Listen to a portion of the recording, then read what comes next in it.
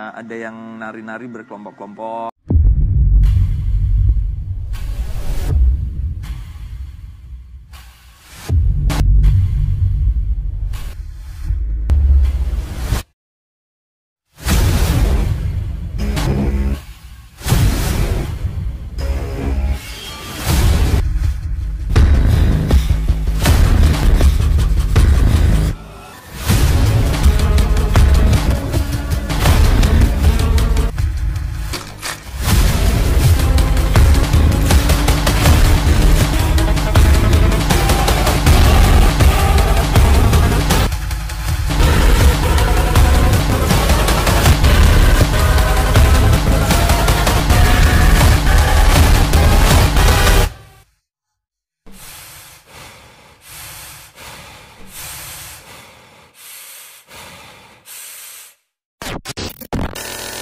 Alright my friends, and still with me Yogi Sugianto, dan kali ini gue akan mencoba untuk ngebahas sesuatu hal yang menarik.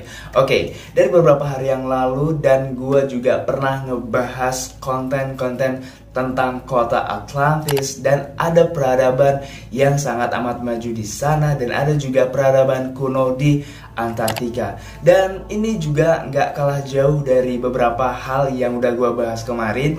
Ada di mana di Indonesia, yaitu kota Saranjana adalah kota yang mempunyai peradaban yang nggak kalah jauh lebih menarik untuk dibahas. So guys, don't forget to subscribe, like, comment, and share to all your friends. Gue Yogi Sugianto.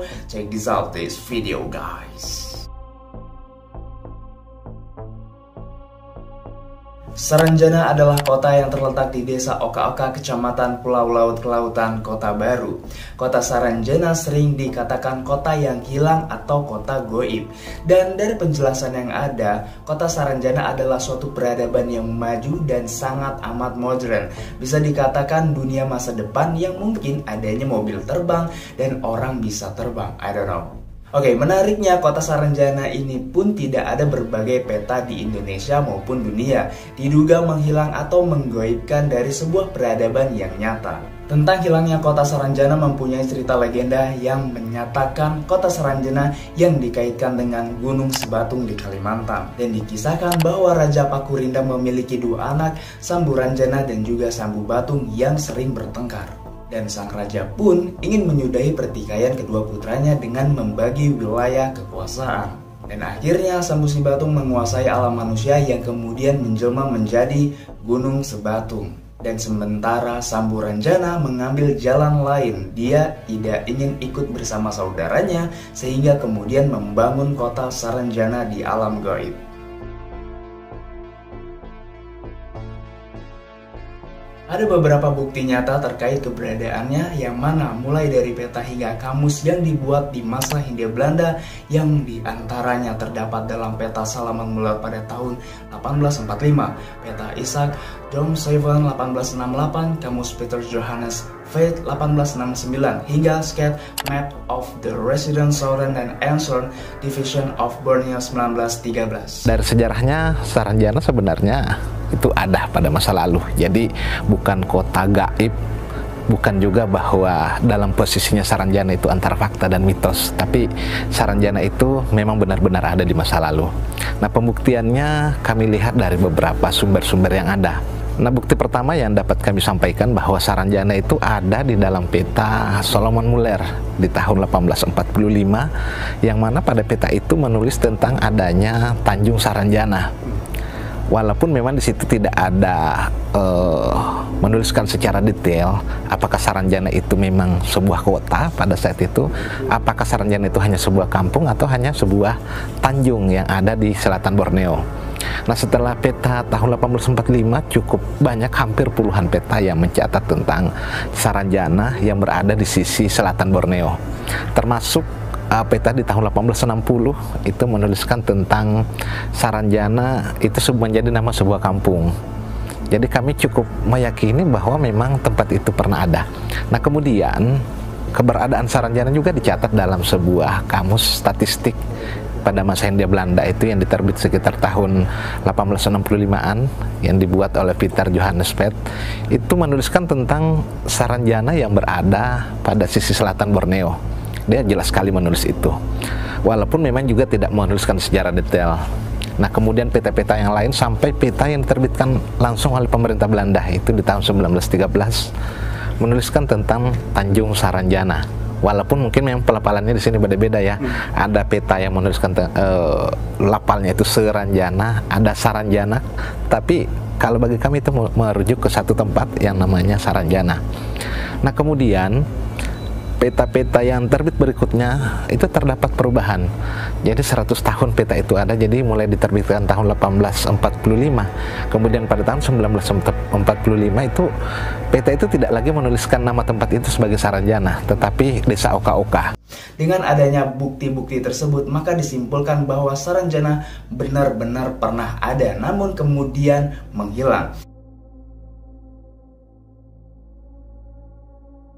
Oke, dari beberapa informasi yang gue dapat, banyak cerita-cerita menarik tentang kota Saranjana, yang mana ada orang yang mengalami untuk berkunjung ke kota Saranjana yang sangat amat mewah dan juga megah.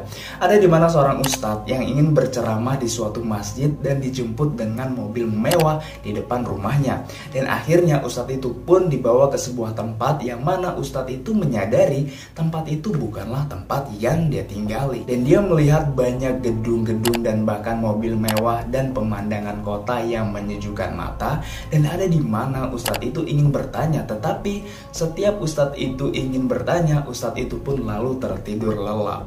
Dengan perjalanan yang cukup panjang, sampailah ustadz itu ke masjid yang sangat amat megah.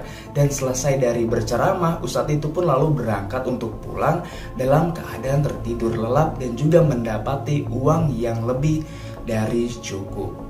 Banyak cerita-cerita menarik tentang orang yang mengalami kejadian aneh bin ajaib tentang kota Saranjana. Pada tahun 1980-an, pemerintah setempat dikejutkan banyaknya alat berat yang dipesan dari Jakarta. Bahkan, alat berat dengan harga fantastis tersebut sudah dibayar lunas dan dikirimkan ke kota Saranjana, dan diduga yang memesan alat-alat berat tersebut adalah orang asli dari kota Saranjana. Dan gak sampai di situ, ada foto yang beredar dan cukup viral yang mana ada seorang wanita yang sedang berfoto dengan background yang berbeda dengan aslinya. Dan diduga backgroundnya adalah penampakan kota Saranjana karena aslinya tidak seperti di foto tersebut. Seperti Mas Ari Lasso yang pernah bercerita ketika manggung dan berhadapan dengan banyaknya orang, yaitu sekitar 12.000 orang, dan setelah dari 12.000 orang yang ada selesai manggung dan pada akhirnya bergegas untuk pulang, Mas Ari dan tim tidak melihat orang satupun yang berada di lokasi tersebut. Penontonnya itu 12 ribuan, 15 ribu, banyak ya di stadion. Itu ya ada yang nari-nari berkelompok-kelompok gitu, ada yang usianya mengikuti lagu maksudnya. Kadang-kadang tidak, jadi seperti asik sendiri, tapi tidak rusuh. Ya buat gue itu mungkin ya biasa saja.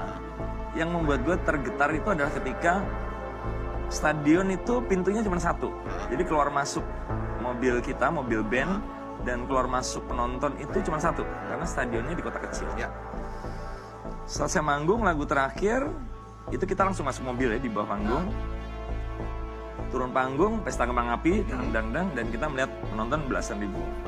Ketika turun ke mobil itu harus membelah lapangan tadi untuk menuju pintu di seberang. Itu sudah sepi. Itu 3 atau 4 menit ya. Dan ada juga dari band Kotak yang manggung dengan penonton yang melihat aksi dari band Kotak dengan mata yang kosong. Dan ada juga tanpa ekspresi layaknya orang yang seperti tidak ada jiwa raganya gitulah. Jadi kayak melotot, kosong, dan seperti ada kejanggalan dan keanehan. Oke, aku sama anak-anak apa nih segala macam, pas manggung tak perhatiin kan. Bener loh Mas, jadi kayak di pertengahan lagu itu aku ngerasa penonton yang aktif itu hanya dari tengah ke depan. Loncat-loncat yang belakang tuh saking penuhnya, aku di outdoor, jadi nggak kedeteksi tuh berapa orang yang setengah. Cuman yang belakang, tengah ke belakang tuh mereka gini doang.